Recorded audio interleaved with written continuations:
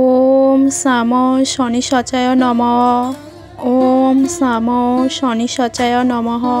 ওম সাম শনি সচায় নমঃ।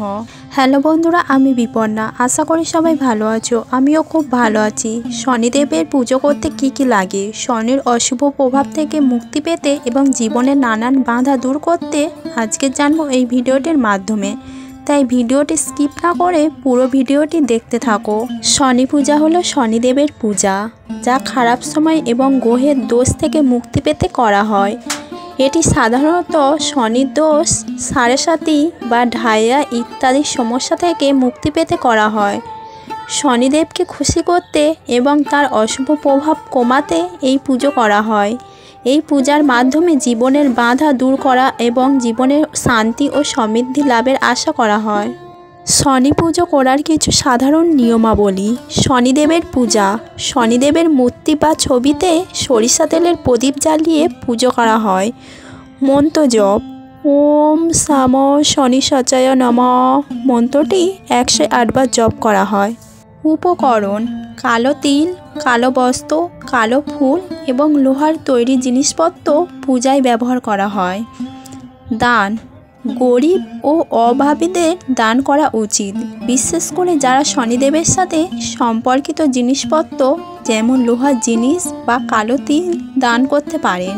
অন্যান্য উপায়: হনুমান চালিসা পাঠ করা, হনুমান মন্দিরে পুজো করা এবং শনিবার উপবাস করাও শনিদেবের কৃপা লাভের জন্য প্রচলিত উপায়।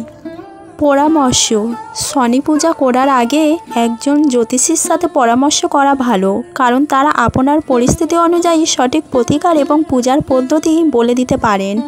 এই পূজা বিভিন্ন রূপে করা যেতে পারে। বাড়িতে পুজো। বাড়িতে শনিদেবের পূজা করা যেতে পারে, যেখানে মন্ত্র জপ, প্রদীপ জ্বালানো এবং পূজার সামগ্রী নিবেদন করা হয়। মন্দিরে পূজা। মন্দিরে গিয়েও শনিদেবের পূজা করা যায়। বিশেষ পূজা। বিশেষ দিনে যেমন শনি সংক্রান্তি বা শনির একাদশীতে এই পুজো করা হয়। মনে রাখবেন, শনি পুজো একটি আধ্যাত্মিক প্রতিক্রিয়া এবং ভক্তি শ্রদ্ধার সাথে করা উচিত। শনিদেবের সিন্নি একটি বিশেষ নৈবেদ্য যা শনি পূজা বা শনিবারের উপবাসের সময় নিবেদন করা হয়। এটি সাধারণত কালো তিল, কালো কাপড়, কালো উড়দ ডাল, তিলের তেল ইত্যাদি দিয়ে তৈরি করা হয়। এই সিন্নি শনিদেবকে উৎসর্গ করা হয়। এটি তাঁর পুজো ও প্রসন্নতা নিবেদন করা হয়। শনি পূজার জন্য সিন্নি তৈরি পদ্ধতি। উপকরণ: কালো তিল, কালো কাপড়, কালো উড়দ ডাল, তিলের তেল, অন্যান্য পুজোর উপকরণ যেমন ফুল, ধূপ, প্রদীপ ইত্যাদি।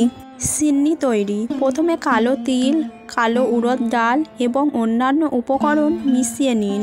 এরপর এই মিশ্রণটি একটি পরিষ্কার কাপড়ে মুড়িয়ে নিন। সর্বশেষে তিলের তেল দিয়ে প্রদীপ জ্বালিয়ে সিন্নি সহ শনিদেবের মূর্তির সামনে রাখুন। সিন্নির নিবেদন: পূজা করার পর সিন্নিটি শনিদেবকে নিবেদন করুন এবং তাঁর কাছে ক্ষমা প্রার্থনা করুন। এরপর সিন্নিটি গরিবদের মধ্যে বিতরণ করুন বা অন্য কোনো শুভ কাজে ব্যবহার করুন।